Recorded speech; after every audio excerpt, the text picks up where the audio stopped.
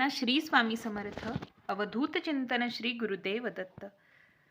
स्वामींच्या आशीर्वादाने तुमचा प्रत्येक दिवस सुखाचा समाधानाचा जाऊ हीच महाराजांच्या चरणी प्रार्थना करते आणि आजच्या व्हिडिओला सुरुवात करते. तर मार्गशीर्ष महिना संपलेला आहे आणि आता नवीन वर्ष म्हणजे 2025 चालू होणार आहे. आपल्या हिंदूंचं जरी गुढीपाडव्याला नवीन वर्ष साजरं करत असलो तरीही आपण जे दैनंदिन कामात असेल ते आपण ही दिनदर्शिका वापरत असतो. जे इंग्रजी कॅलेंडर असेल किंवा आपलं हे दिनदर्शिका आहे या पद्धतीनुसारच आपलं नियोजन किंवा आपली प्रत्येक गोष्ट चालत असते.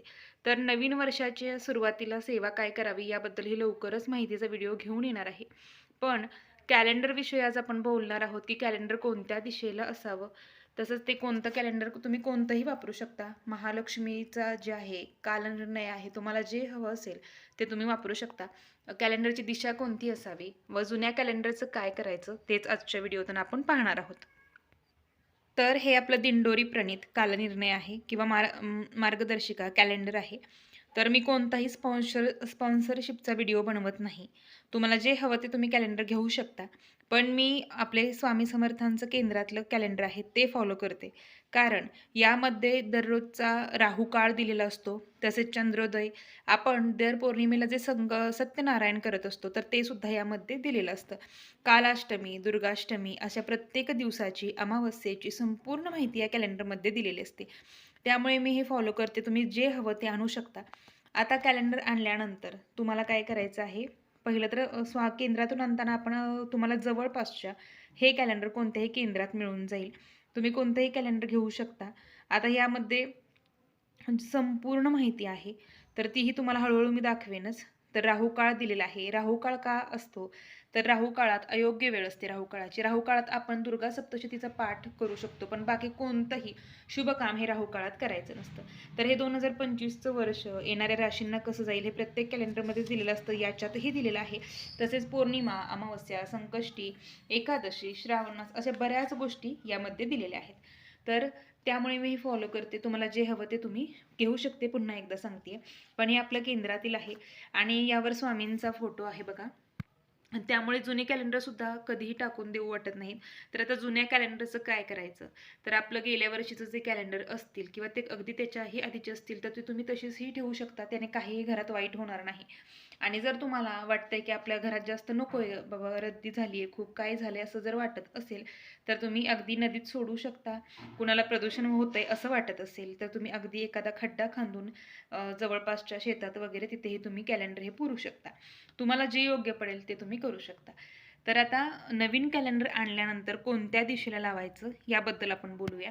तर तुमच्या घराची पूर्व पश्चिम जी दिशा असेल, म्हणजे पूर्व भिंत व पश्चिम भिंत या दिशेला तुम्हाला कॅलेंडर लावायचं आहे. दक्षिण आणि उत्तर ही वर्ज करायची आहे, म्हणजे दक्षिण आणि उत्तरेला लावायचं नाही अगदी. कारण की तुम्ही दक्षिण दिशेला लावलं तरी तुम्ही कॅलेंडर पाहताना तुमचं दिशा ही दक्षिण दिशेकडे होणार आहे चेहरा, आणि उत्तर दिशेला जरी लावलं तरी कॅलेंडर हे दक्षिणेकडे होणार आहे. त्यामुळे तुम्ही पानं उलटताना ते संपूर्ण दक्षिण दिशेलाच होतं. त्यामुळे शक्यतो पूर्व पश्चिम दिशा येईल अशा पद्धतीने कॅलेंडर घरात लावायचं आहे. घड्याळसुद्धा लावताना पूर्व पश्चिम दिशेलाच ते असावं, कारण की आपली वेळ दर्शवणारं हे घड्याळ असतं. त्यामुळे आपली वेळ ही दर्शवणारं घड्याळ असल्यामुळे तुम्ही ते पूर्व किंवा पश्चिम दिशेला लावा. आता दक्षिण दिशेला सुद्धा लावू नये, कारण की दक्षिण दिशा ही मुळातच धर्माची दिशा मानली जाते, म्हणजे यमाची दिशा मानली जाते. त्यामुळे दक्षिण दिशे ही वर्ज करावी. घड्याळ लावण्यासाठी, कॅलेंडर लावण्यासाठी, देवांचा फोटोसुद्धा आपण कधीही दक्षिण दिशेला लावत नाही. फक्त दक्षिण दिशेला काळभैरवनाथांचं मंदिर किंवा अगदी मारुतीरायाचा चेहरा असतो, दक्षिणमुखी मारुती आपण ज्याला म्हणतो, कारण की ती धर्माची दिशा आहे आणि त्यामुळे त्या दिशेला शक्यतो अशा गोष्टी टाळाव्यात. तर आता काय तुम्हाला करायचं आहे, पूर्व पश्चिम दिशेला कॅलेंडर लावायचं आहे. त्याचबरोबर जुने कॅलेंडरचं काय करावं तेही मी तुम्हाला सांगितलेलं आहे. आणि नवीन कॅलेंडर आणल्यानंतर प्रथम त्याचं पूजन करा, कारण की येणारं वर्ष हे सुखाचं समाधानाचं जावं महाराजांच्या चरणी ठेवा. व जुन्या कॅलेंडरवर तुम्हाला कधीच नवीन कॅलेंडर लावायचं नाही. जुनं कॅलेंडर आधी काढून ठेवा, त्यानंतर नवीन कॅलेंडर लावायचं आहे. तर जुनं कॅलेंडर हे तुम्ही मातीत पुरू शकता. नदीमध्ये सोडू शकता. तुम्हाला जे योग्य पडेल ते तुम्ही करू शकता. फक्त रद्दीत वगैरे देऊ नका, कारण की यावरती महालक्ष्मीचं जरी घेतलं तरी त्याच्यावरती महालक्ष्मीचा फोटो असतो. आता स्वामींचं जे आहे तर त्याच्यावरती स्वामींचा फोटो असणार आहे किंवा अनेक देवी देवतांचा यामध्ये फोटो आहे. तर आपल्याच देवांची विटंबना आपण करायची नाही. त्यामुळे तुम्हाला योग्य पडेल ते तुम्ही करू शकता.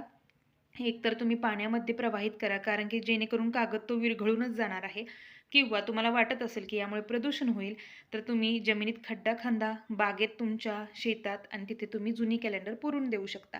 तर अशा पद्धतीने तर हे जुनं कॅलेंडर नवीन कॅलेंडर आहे 2025चं, मी आत्ताच आणलेलं आहे. तर या पद्धतीने संपूर्ण याच्यात माहिती येते बघा.